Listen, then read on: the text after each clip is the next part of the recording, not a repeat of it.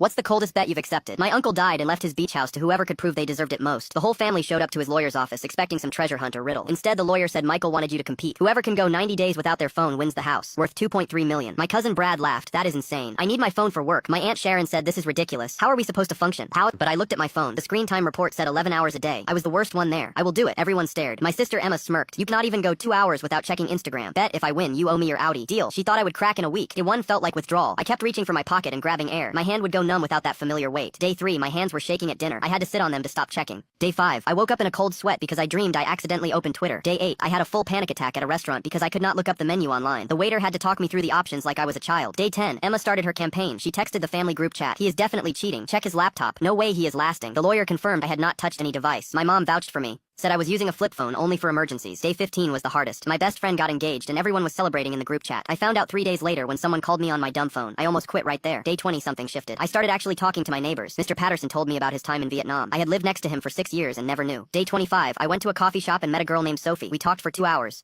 No phones, just conversation. She did not believe me when I said I had not touched my phone in weeks. Day 30, I invited Sophie to dinner. We played board games. She said this feels like the 90s.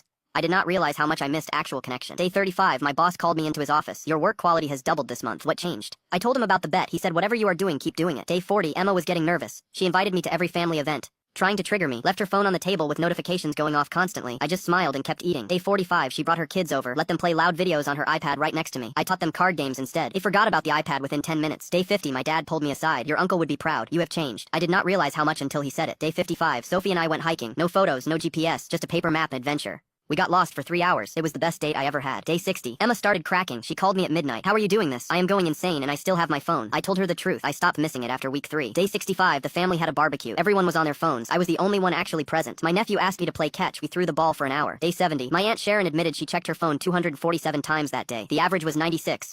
She looked exhausted. Day 75. Sophie told me she deleted Instagram. Said I inspired her. We started a book club with my neighbors. 8 people showed up. Day 80. Emma called the lawyer. Her voice was shaking. I cannot do this anymore. Watching him made me realize how addicted I am. I forfeit. Day 85. Brad dropped out too. Said his wife threatened divorce because he was on his phone during family dinner every night. Day 89. Just me left. The lawyer called. You won. Come get your keys tomorrow. That night, I could not sleep. I kept thinking about Uncle Michael, about what he really wanted. Day 90, I walked into the lawyer's office. The whole family was there. Emma looked defeated. Brad looked ashamed. I told the lawyer I did not want the house. Sell it. Split the money between everyone equally. My aunt gasped. Emma started crying. Why would you do that? Because Uncle Michael was not testing who could live without a phone. He was testing who was willing to change. And I already got what I needed. Emma handed me her Audi keys anyway. You earned this. I sold the car, paid off my student loans, took Sophie to that restaurant where I had the panic attack on day 8. We laughed about it, ordered without looking anything up. She moved in with me 6 months later. We still do not have smartphones. Best cold bet I ever accepted. Uncle Michael knew exactly what he was doing.